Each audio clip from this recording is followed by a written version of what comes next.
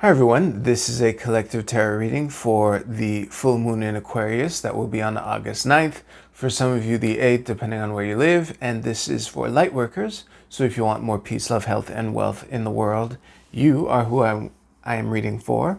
I'm gonna do a horseshoe spread as usual. Let's see. Oh, this full moon is looking kind of gnarly, I'm not gonna lie. But let's see what the cards have to say. So in the past we have, this is the Page of Cups reversed, okay? In the present we have the Chariot, awesome. Known factors is the Five of Coins, okay. I can relate anyway. We collectively are Justice, nice. Unknown factors is the Eight of Swords, okay. Advice is the Moon reversed, and the Seven of Coins is in the incoming energy with the Page of Coins at the bottom of the deck. I'm going to make this look nice in the shot. I'll see you right now. I have the feeling that it's not going to be very long to deliver this message, but there's a lot of interesting stuff here. So where to begin? I think we should, why not, chronologically. So it's really funny to have these two branches with Justice and the Page of Coins, lined up in the middle here. And because this, with the Page of Cups being in the past in reversed, okay, let me start from here. The Chariot. The Chariot is the reason I've been so rambly when discussing this branch so far, because there's an air of victory, but there's also an air of making opposite things work together in the same direction with the black and white horse. That's kind of what that's about. And when it's flanked with the Page of Cups, by the Page of Cups reversed in the past and the Five of Coins in the present, this has a vibe of to oversimplify it, putting a hobby on pause because you can't afford it, that kind of thing. And I think that, and especially with Justice in the middle here, it looks like the things that we needed to do to get this victory involved leaving things behind. I don't think forever, and this segues nicely into this branch here, which even it sounds funny to say considering these cards. However, when you consider the positions that they're in, the best way to sum up this branch is you don't know what you don't know.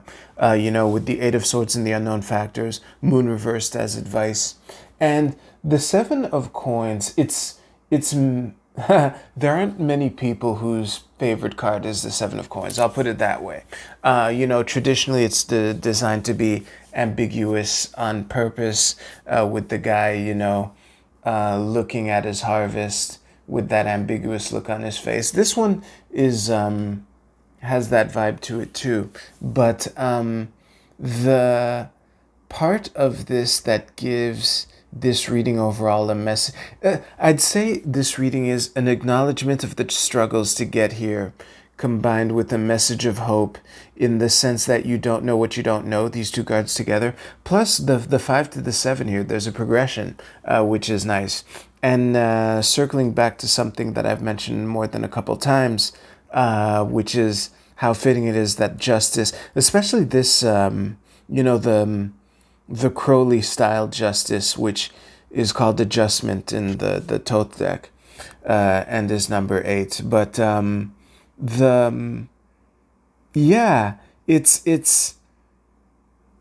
it's really fitting to have this card in the middle of all of this, especially with my favorite court card in underpinning all of this. And again, it's an acknowledgement of the struggles and a message of hope, that you don't know what you don't know. And, it's looking like things are going up from here, even though it might not be clear how. So there's a message of faith in that regard. So yeah, that is what I got. If you like this reading, please give this video a like. Let's get to the oracle. Oh shit, I forgot to mention this whole time. that you could choose one, two, or all three oracle cards. Jeez, I was thinking about it while paused too. But anyway, if you chose this card, you got the 8th house, the house of mystery. So here's the thing. This is kind of an exclamation point to this branch here. And to the point where there's very little to add. This is kind of my oracle deck, this oracle deck in particular, trolling everyone. So yeah, I wish I had more to say, but that's that group. This, if you chose the Moonology, your card is the first quarter moon in Gemini.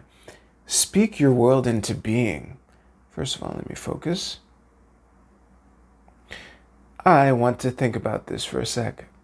Okay, this one was actually really clear once I realized that first quarter moon in Gemini means the sun is in Pisces. So it's a connection between, speak your world into being, speak your dreams into being, that kind of thing. So it's a nod to be mindful of your thoughts. Yeah, there's very little to add considering the Pisces-Gemini connection, like the dreams and the speaking, that kind of archetype. Okay, generalize the speaking to any kind of communication. I'm glad I took the extra time to get that extra drop out of the onion, the orange. Anyway, if you chose the Angelarium, your card is Sukalif, the Angel of Verdancy. There we go. Let me ponder myself. The best way to connect this into the reading, actually, let me bring it up close. It was when I realized that because there's a lot of greenery and everything, and there's some elk or whatever these animals are, and the tiny little flame between his hands for all these elk is... the way this ties into the reading is the 5 of coins in the known present factor. So basically, because there's a feeling of lack on this side, and the message here is that despite that, still give what you can, not everything costs money, and sometimes it's as simple as attention and curiosity. And I think that's a good note to end on. If you like this reading, please give this video a like. And I hope you have a great couple weeks. Take care. I'll see you soon.